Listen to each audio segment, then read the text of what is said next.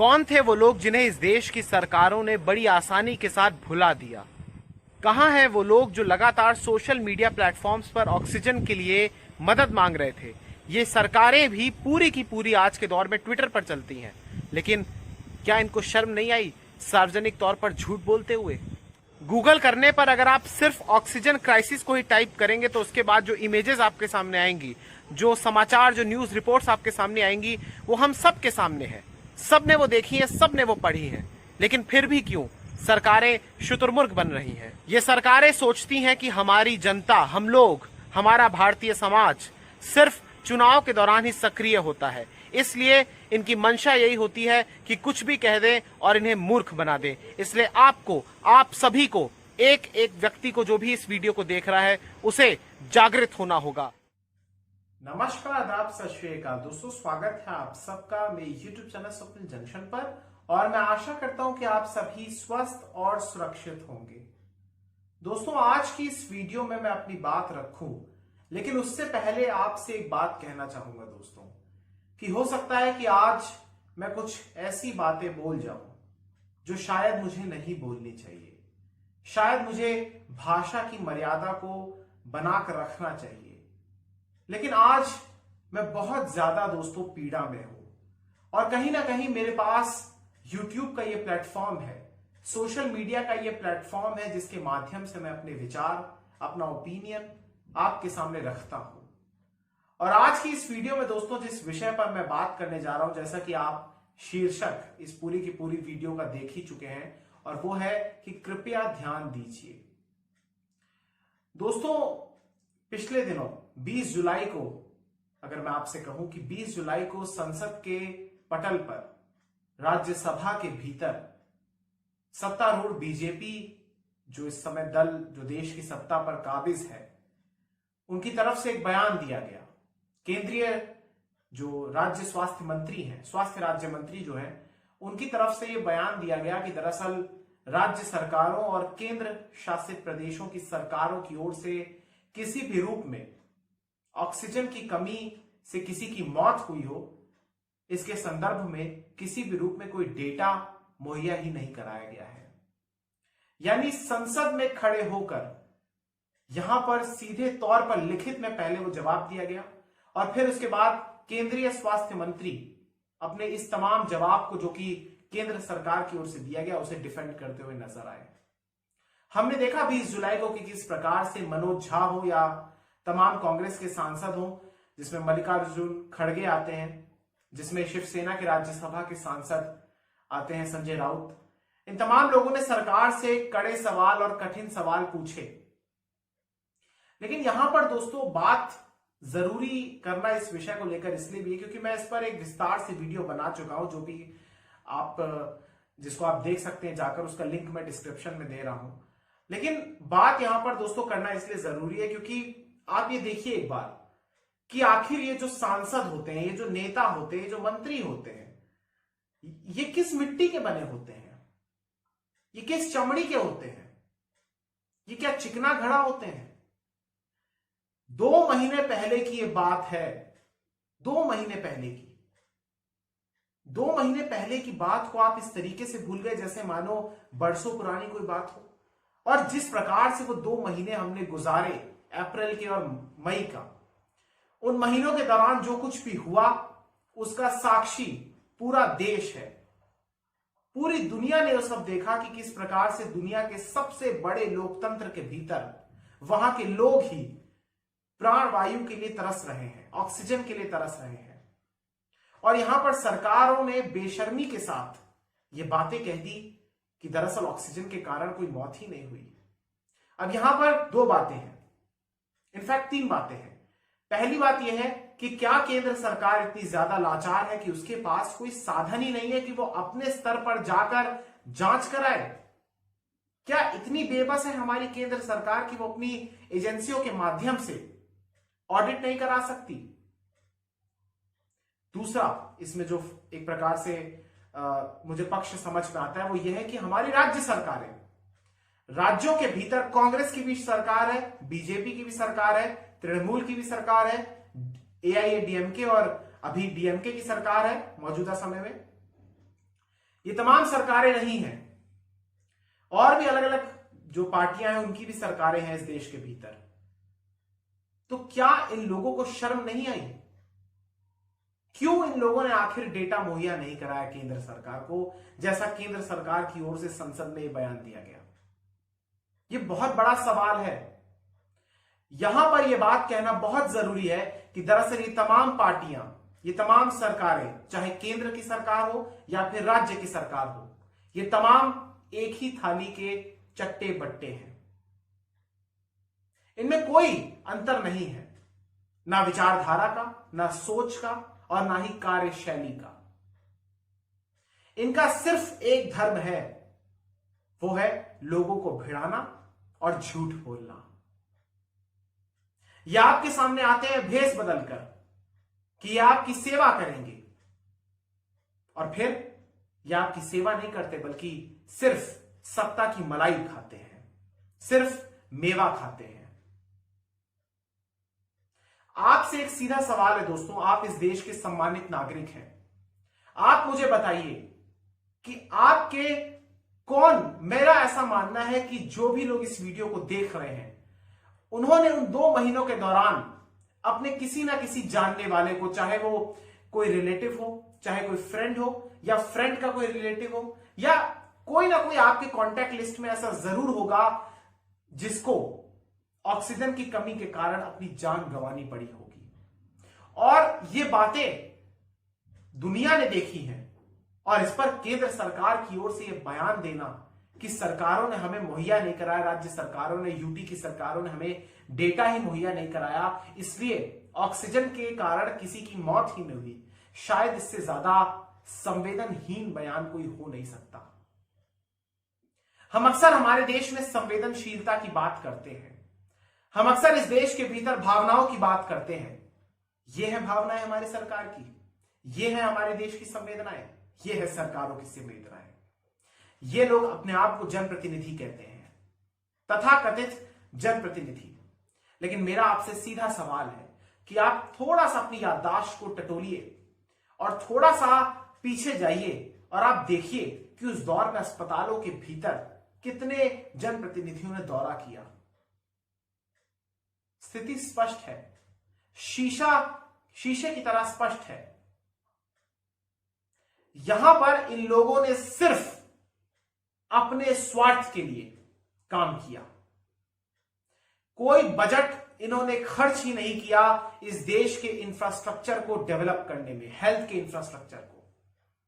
और उसके बाद बड़ी ही एक प्रकार से इस तरीके से हाथ रखते हुए बयान देना, क्या ये उन लोगों को चुभता नहीं होगा जिनके घर में कोई अपना गया है?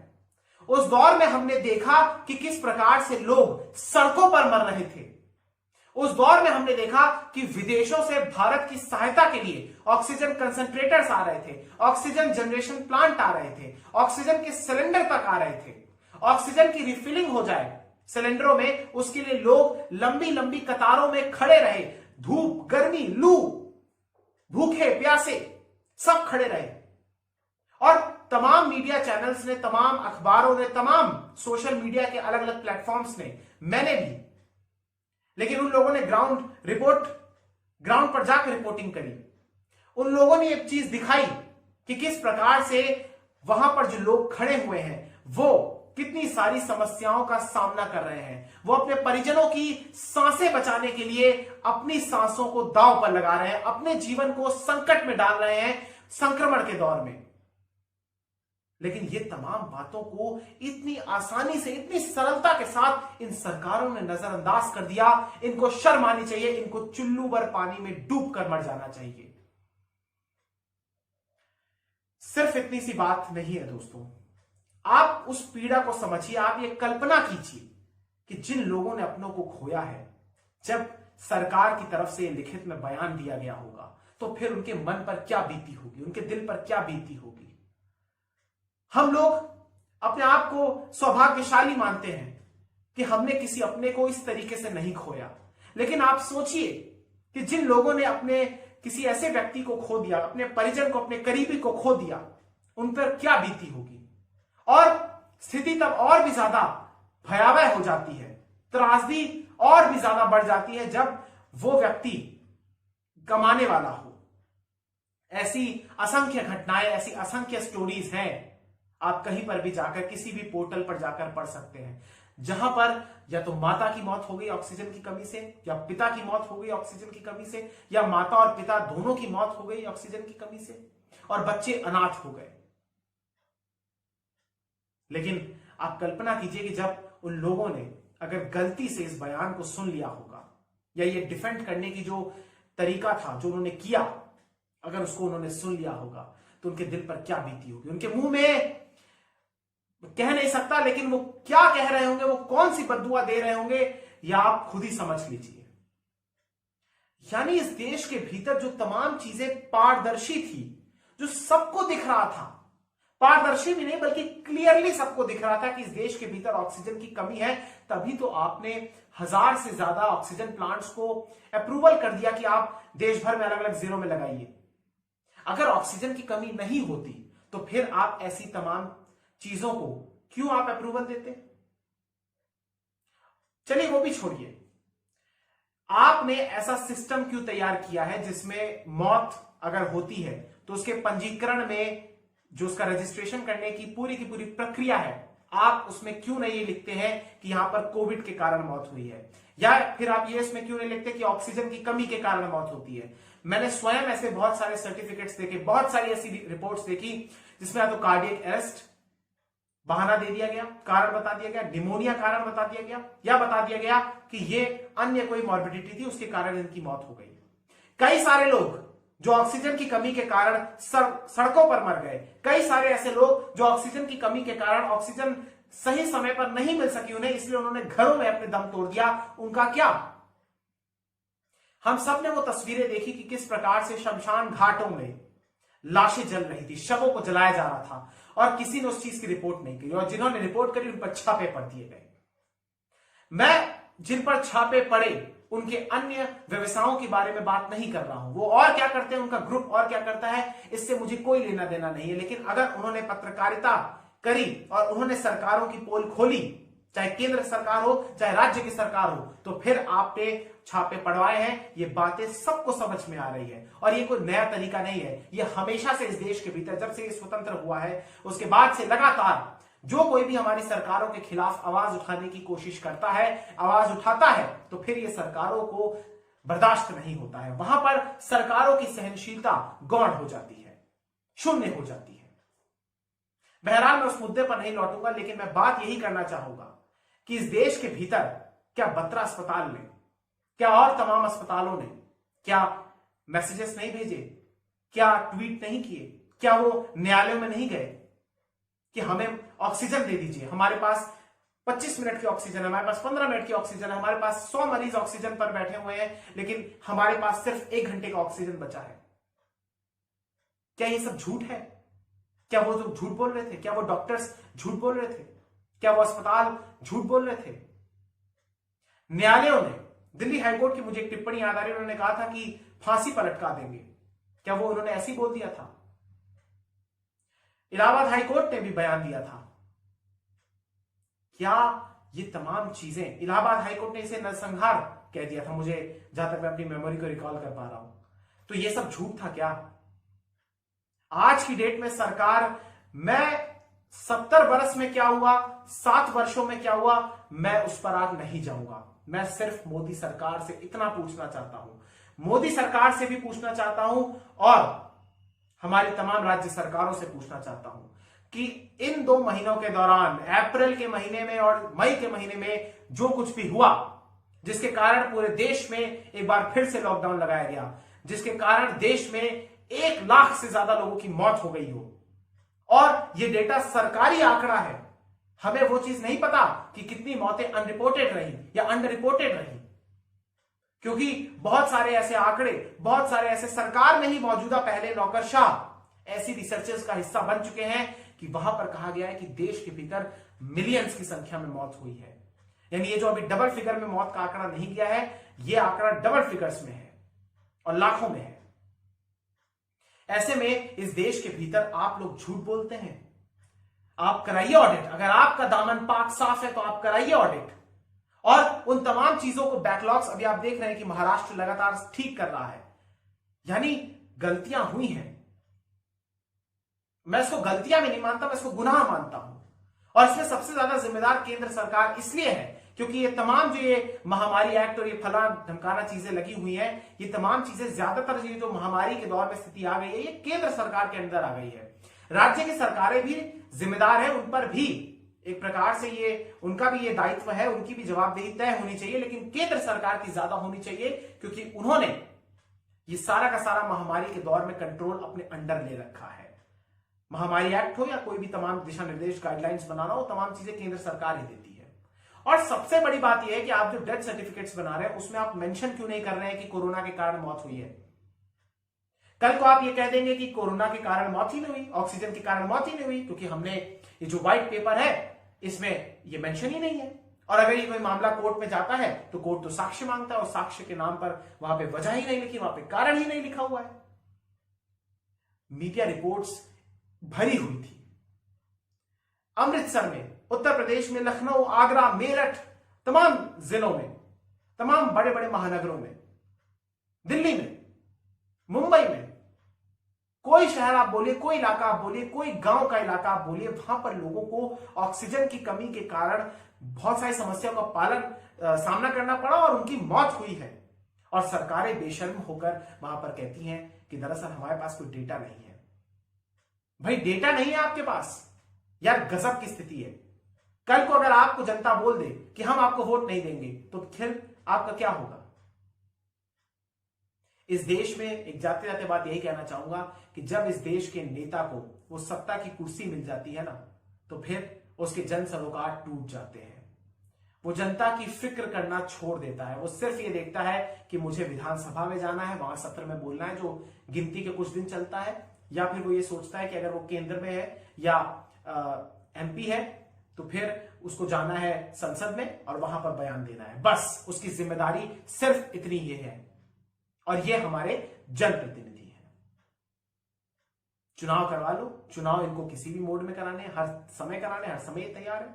अभी आप देखिए कांग्रेस में नवजोत सिंह सिद्धू की ताजपोशी क्या हुई, तो उसमें एक बड़ा सा समागम हुआ, बड़ा सा समारोह हुआ। और कोविड गाइडलाइंस, यार ये लोग नियम बनाते हैं और यही लोग तोड़ देते हैं। और फिर जनता जब इनकी तरफ देखती है तो फिर जनता को ये दोष दे देते हैं। यानी इस देश में कानून, इस देश में नियम सिर्फ जनता के लिए हैं। ये लोग अपनी तमाम गतिविधियों को वैसे ही बरकरार रखेंगे, वैसे ही कायम रखेंगे, वैसे ही चलाएंगे जैसे ये पहले चलाते थे। जनता को घर में कैद होना होगा, जनता को ही सुरक्षित होना होगा और जनता को ही आत्मनिर्भर होना होगा। क्योंकि हम तो जाएंगे यहां से, हम तो अपना करेंगे, मस्ती करेंगे, यहां पर पैसा उड़ाएंगे, टैक्स पेयर्स का पैसा उड़ाएंगे, स्थगित कराएंगे सत्र को, वहां पर कोई फैसले नहीं लेंगे, कोई बिल पास नहीं कराएंगे, हंगामा करेंगे और सिर्फ अपने आप को डिफेंड करेंगे और मौत के नाम पर झूठ बोलेंगे। अरे शर्म आनी चाहिए आप लोगों को। आपने उनको जीते जी सांसें मुहैया नहीं कराई तो कम से कम उनका सम्मान तो दे दीजिए जब वो आज हम लोग के बीच नहीं है। वो इस देश के भीतर नहीं है, इस देश के लेकिन नागरिक जरूर थे। अरे कम से कम आप उस परमात्मा की, उस परमेश्वर का तो खौफ कीजिए। राज्य सरकारें भी और केंद्र सरकार भी, और एक दूसरे पर आरोप प्रत्यारोप मत लगाइए। कौन कम गलत है, कौन ज्यादा गलत है, ये साबित ना कीजिए। ये साबित कीजिए कि आपने गलती की है, आपने गुनाह किया है और अब आप पश्चाताप कीजिए और उन तमाम चीजों को सार्वजनिक कीजिए, ऑडिट कराइए और जो भी इसमें जिम्मेदार है उसको सजा दीजिए, उसका रेजिग्नेशन लीजिए। और अस्पताल भी ऐसे बहुत सारे हैं जो मौतों को नहीं दिखाए, बहुत सारे ऐसे भी हैं जिन्होंने दिखाया, लेकिन बहुत सारे ऐसे हैं जिन्होंने दिखाया नहीं। उसमें बहुत सारे कारण है, मैं उन पर जाना नहीं चाहूंगा कि किसको संतुष्ट करना चाहते थे लोग और किसकी गुड बुक्स में आना चाहते थे। बहुत बहुत शुक्रिया, बहुत बहुत धन्यवाद। जय हिंद, जय भारत, वंदे मातरम, इंकलाब जिंदाबाद, सत्यमेव जयते। नमस्कार।